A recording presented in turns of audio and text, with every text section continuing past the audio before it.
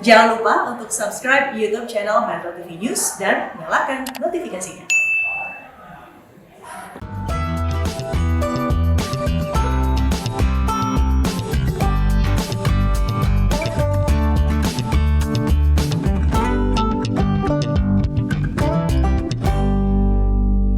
Dan pemirsa, kembali lagi di segmen Mencari Rupiah dari Rumah, di mana kami mengunjungi usaha mikro, kecil, dan menengah untuk berbincang dengan para pelaku UMKM di Indonesia. Dan tidak hanya itu, para pelaku UMKM juga bisa memberikan pengalamannya untuk Anda semua. Dan kini kita sudah terhubung dengan rekan Febrian Ahmad yang sudah berada di salah satu UMKM untuk berbincang dan juga berbagi. Halo, selamat pagi Febrian. Waduh, Febrian, bisa dijelaskan Anda sedang berada di mana dan lagi ngapain, Febrian? Halo, selamat pagi Sarah dan juga pemirsa. Benar sekali, UMKM bisa dilakukan dari rumah, dan juga ternyata kalau misalnya Anda memiliki usaha rumahan, ini juga bisa mengikuti sejumlah bazar yang disiapkan oleh pihak swasta. Termasuk tempat kami melaporkan saat ini di kawasan Alam Sutra, Tangerang Selatan, di mana ada lokasi bazar yang mana ini melibatkan puluhan UMKM yang ada di Tangerang Selatan dengan produk yang khas dan juga merupakan produk yang unik-unik sekali ya. Termasuk salah satunya ini merupakan produk-produk yang diciptakan. Ini adalah kain. Ternyata ini semua adalah eco printing, di mana mulai dari pewarnaannya, kemudian juga mulai dari motif yang digunakan, semuanya menggunakan bahan-bahan dari natural, yakni dari alam. Ini menggunakan daun-daun. Tadi juga ada topi yang saya pakai, ini cukup unik sekali, dan semuanya merupakan produk hasil lokal yang digunakan ataupun yang diproduksi secara rumahan, dan juga ternyata bisa menghasilkan pundi-pundi uang. Bukan hanya produk-produk yang ini saja, tapi juga ada banyak sekali produk lainnya, mulai dari busana tadi kita lihat, ini ada beragam souvenir, ada tas-tas cantik seperti ini, dan semuanya ini merupakan hasil asli dari UMKM yang ada di Tangerang Selatan yang terlibat. Nah, menariknya kalau misalnya kita lihat ini sekarang ada di sisi souvenir ya, ada juga nih souvenir yang di sebelah sini, pemirsa, ini merupakan hasil handmade, dibuat oleh tangan. Produknya juga ini bahan-bahan bakunya didapatkan dari Indonesia, semuanya tidak ada dari impor seperti itu, dan ini merupakan kebanggaan juga ya bagi Indonesia. Nah, kita juga akan berbincang dengan salah satu dari pemilik UMKM ini, ada Ibu Lia Ladiva yang memproduksi semua UMKM ini secara mandiri dan juga handmade ya Bu ya. Selamat pagi Bu, apa kabar? Pagi semua.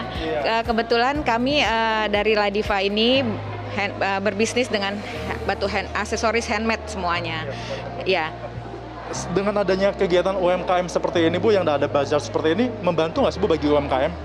Sangat membantu, karena kami juga UKM itu perlu untuk membranding produk agar handmade-nya itu dikenal dengan masyarakat. Dan ternyata pemirsa, Bu Lia ini bukan hanya sekedar berjualan saja, tapi ternyata kegiatan UMKM dari Bu Lia ini sudah bisa mengantarkan Bu Lia sampai dengan ke Moskow, Rusia Bu ya. Dan juga terakhir kami dapatkan informasi mendapatkan penghargaan dari Kemenparekraf. Mungkin bisa diceritakan Bu, penghargaan seperti apa yang Ibu Lia dapatkan dari Kemenparekraf? Ladiva itu kemarin ikut apresiasi kreasi Indonesia, finalis dari Tangerang. Jadi untuk yang finalis Tangerang ini ada kami 20 UKM. 20 UKM mendapatkan penghargaan. Artinya ini karena UMKM-nya unik dan juga membantu perekonomian Bu ya. Ya, terima kasih Bu Lia atas partisipasinya, dan juga ini sangat menarik sekali, bukan hanya Bu Lia saja tapi juga ada banyak sekali puluhan UMKM yang disiapkan ataupun yang mengikuti kegiatan ini. Nah, yang paling menarik saya juga lihat dari tadi adalah ternyata kalau misalnya Anda ingat, Indonesia pernah menjadi tuan rumah dari Grand Prix Mandalika, yakni adalah MotoGP. Ternyata official souvenirnya juga diproduksi dari Tangerang Selatan. Kita juga bisa lihat ini merupakan official souvenir dari kegiatan MotoGP di Mandalika beberapa waktu yang lalu, dan ini diproduksi langsung secara handmade, khas dari lokal, mengandalkan UMKM yang ada di Indonesia, khususnya di Tangerang Selatan. Seperti ini contohnya, ini adalah jam yang ternyata sudah ada terukir Mandalika di sana, dan ini merupakan hasil dari pelaku-pelaku usaha menengah yang ada di Indonesia. Tentunya hal ini juga sangat positif sekali ya, karena produk-produk yang ada di Indonesia, di Tangerang Selatan khususnya, ini bisa bersaing dengan kegiatan-kegiatan berskala internasional dan juga bisa masuk untuk dapat menjadi official. Membanggakan sekali. Nah, kita juga akan melihat ke sisi sebelah sini, bukan hanya ada dari souvenir dan juga busana, tapi juga ada banyak sekali makanan-makanan yang dapat dipromosikan, dan makanan-makanan ini pun ternyata semuanya adalah makanan-makanan khas dari Indonesia. Ada serundeng, kemudian juga ada dodol, ada berbagai macam kue-kue seperti itu kan. Nah, bagi Anda yang suka dengan makanan pedas, di sebelah sini juga ada. Memang kalau misalnya bazar UMKM ini memang akan menghadirkan banyak sekali makanan ataupun produk-produk yang begitu menarik ya, dan dari belahan Indonesia lainnya. Tentunya untuk menghasilkan produk-produk seperti ini diperlukan riset dan juga diperlukan cara mempromosikan dengan baik dan benar, apalagi di tengah pandemi COVID-19 saat ini. Dan kegiatan bazar ini pun cukup membantu para pelaku UMKM untuk dapat terus berkembang dan juga dapat terus memberikan hasil yang baik itu kepada masyarakat dan juga membantu perekonomian tentunya di tengah pandemi COVID-19. Nah, bagaimana sih kegiatan ini bisa terlaksana dengan baik, dan juga sebenarnya siapa yang menggerakkan dan juga apakah ada asosiasinya, kita akan mengetahui lebih lanjut. Saat ini kami sudah bergabung langsung dengan dua narasumber kita, yakni ada dari Mbak Della Jolina yang merupakan asisten PR Manager dari lokasi tempat venue bazar, dan juga ada Ibu Nia Alina yang merupakan pembina ASIPA Tangerang Selatan. Kita akan ke Mbak Della dulu. Sebagai pihak swasta, Mbak Della ini sudah memberikan ruang seperti ini bagi UMKM. Itu kenapa Mbak? Manfaat UMKM ataupun sinergitas dari pihak swasta dan juga UMKM seperti apa? Ya, ini saya pegang aja. Oke. Aku yang pegang. Oke. Jadi dalam rangka 17-an, jadi kita pengen menggelar bazar di mana kita bisa mengundang para pelaku UMKM untuk bisa mendisplay produk mereka di hotel kami. Jadi itu juga merupakan salah satu DNA dari Mercure sendiri untuk discover lokal. Ini berapa lama kegiatan seperti ini? Sementara ini 1 minggu, Pak. Jadi dari tanggal 15 sampai tanggal 20 Agustus di pre-function area kami. Tapi memang sebagai pihak swasta selama ini sudah sering membuat acara untuk dapat membantu UMKM atau bagaimana? Kita sih lebih ke personal, ke tamu membership elite kita ya, di mana kita memberikan welcome snack dari UMKM. Jadi kita juga ada kerjasama dengan brand UMKM untuk kita berikan itu untuk tamu-tamu member kita. Artinya ke depan akan ada kegiatan seperti ini lagi? Iya, pastinya. Karena juga merupakan salah satu dari bentuk tanggung jawab sosial kami terhadap lingkungan dan juga komunitas sekitar. Oke, artinya memang sinergitas antara pihak swasta dan juga UMKM ini diperlukan untuk dapat membantu branding serta promosi dari UMKM itu sendiri. Nah, sekarang kita ke Bu Nia, ini dari ASIPA Tangerang Selatan. Bu Nia, kita sudah lihat ini begitu banyak UMKM yang dihadirkan seperti ini. Bagaimana sih Bu? Apakah memang diperlukan bazar seperti ini untuk dapat mendongkrak lagi nilai dari UMKM yang ada di Tangerang Selatan atau bagaimana? Iya, betul. Jadi bazar ini sangat membantu UMKM dalam menaikkan omset karena tempatnya strategis. Sekarang kita untuk online banyak gitu kan, online ada di Shopee, ada di Tokopedia dan lain-lain. Tapi untuk penjualan offline kita harus mencari tempat yang memang betul-betul strategis, jadi menjemput pembeli. Ya, mungkin strategi ini mudah-mudahan bisa meningkatkan omset dan menaikkan kelas UMKM. Artinya selama ini peran pihak swasta bagaimana? Peran pihak swasta alhamdulillah sangat membantu, terutama hotel-hotel, kemudian Pemda juga sangat membantu. Iya. Pemda juga sangat membantu. Sejauh ini keterlibatan pihak-pihak tersebut itu bagaimana Bu? Proses pembantuan yang diberikan itu bagaimana? Ya.